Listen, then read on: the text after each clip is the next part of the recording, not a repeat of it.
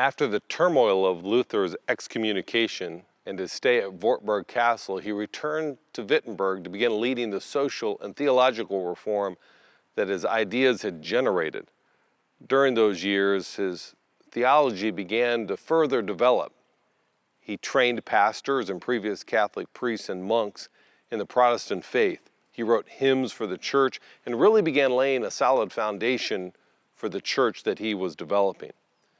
In our division of Luther's life, we are calling this fourth period the establishment of the Protestant church, and it extends from 1521 to 1530.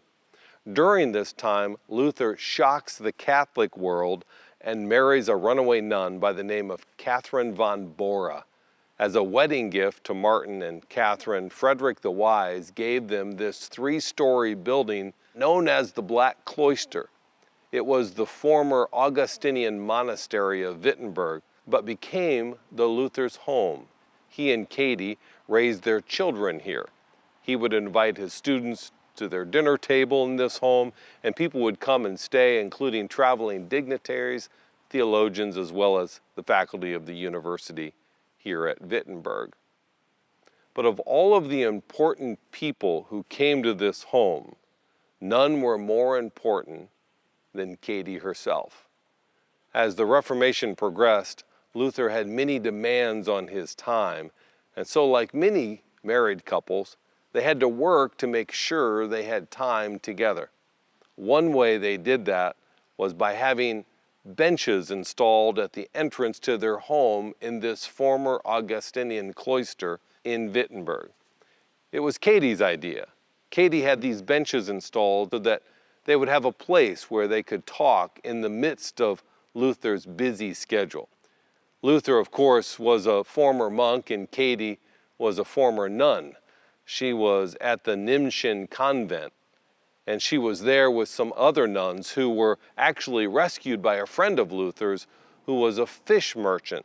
His name was Leonard Kopp, and he ended up at the monastery with barrels of herring to drop off. It was late in the evening, and the nuns who wanted to escape got into those herring barrels on his cart, and in the morning, he went out the gate with them.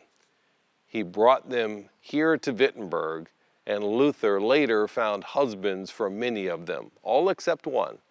Catherine von Bora had her eyes set on no one else but Martin. Martin wasn't all that interested in getting married at that particular time. He was an outlaw. He had a death sentence on him for the rest of his life. And while he could live with that, he didn't want to put that burden on a wife and possibly children. But he relented. Luther said he married Katie for three reasons. The first was to make the Pope angry. The second was to show that he believed in his theology. You see, Luther was preaching against a celibate clergy as early as 1518 and 1519, and he was marrying priests and former monks as early as 1520. And so he wanted to show that he believed in his theology. And the third reason he got married, Luther said, was that he owed his parents grandchildren. Think about that. Not love, but love would blossom. As they continued in their married life, love did blossom, and Luther came to adore and honor Katie. She was a very busy woman, and much of what kept her busy was running this household. The Luthers had 6 children: Hans, Elizabeth, who died at 8 months, Magdalene, who died at 12 years old, Paul, and Marguerite. In addition, they had a whole barnyard full of animals, including a family dog. And if that didn't keep her busy, she also had a brew house, which Katie ran in the basement of her home.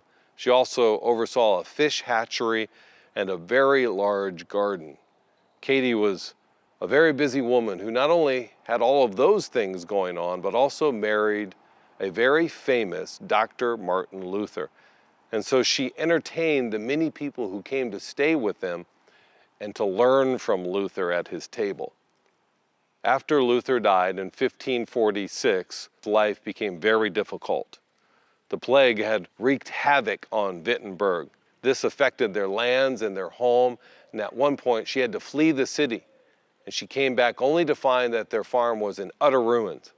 Without her husband's income as a professor or pastor, She was in dire financial straits.